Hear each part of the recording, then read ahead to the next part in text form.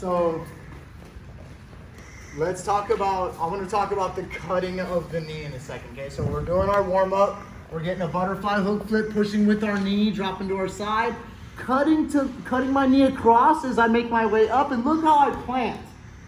Some of you guys are double knees down. I plant like this so that I have my leg all the way across.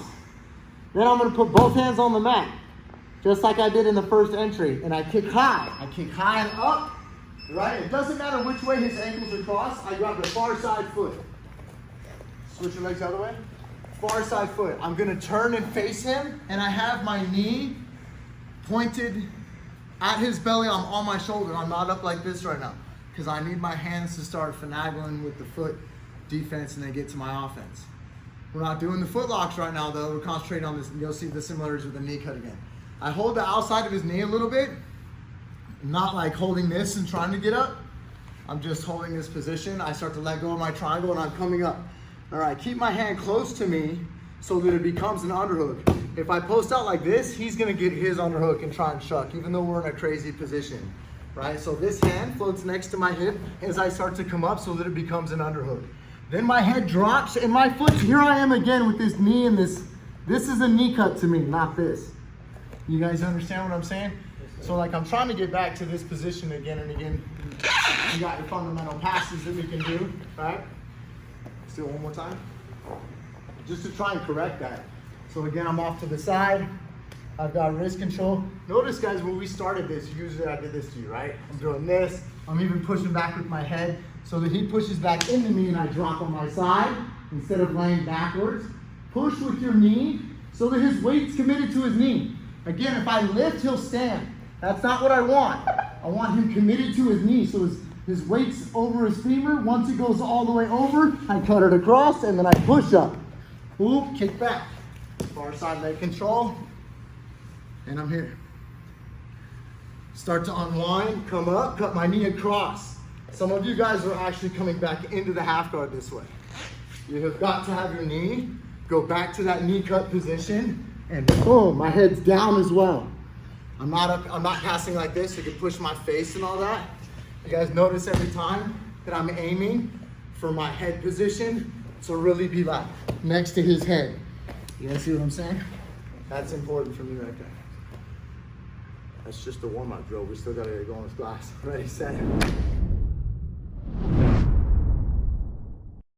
Half guard, all right? And we're not only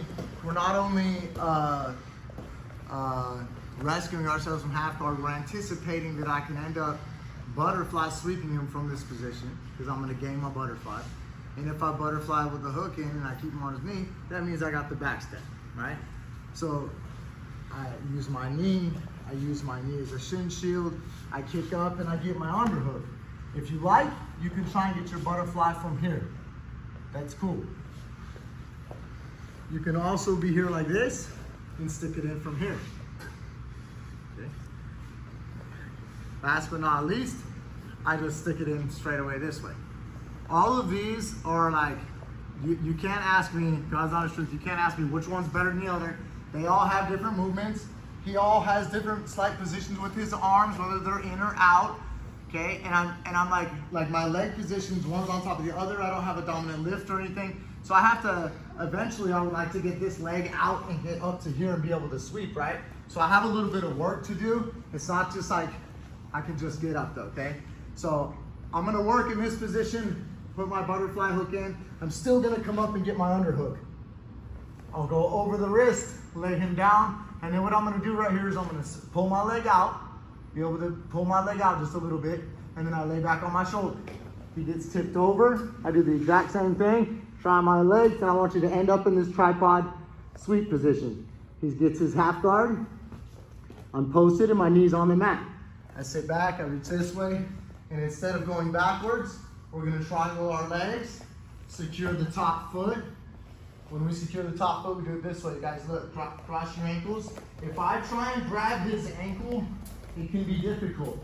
So I take my armpit and I go right at his toes. Watch. I go right at his toes like this, and I separate his foot from his other foot. And now I stay on my arm and I'm able to extend, and I'm able to get that position, okay? If his foot's crossed the other way, Then I have heel hook options, right? And I'm able to do the heel hook right now because we're just on that far side leg kick. Let's just stay there, okay?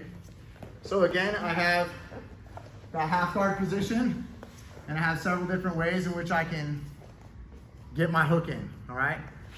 Maybe I sit up, scoot out and get my butterfly hook, scoot out again and get my sweep ready, lay on my shoulder, cut my knee across, back step, but instead of laying back, I want you guys to go forward. Triangle my legs, bang.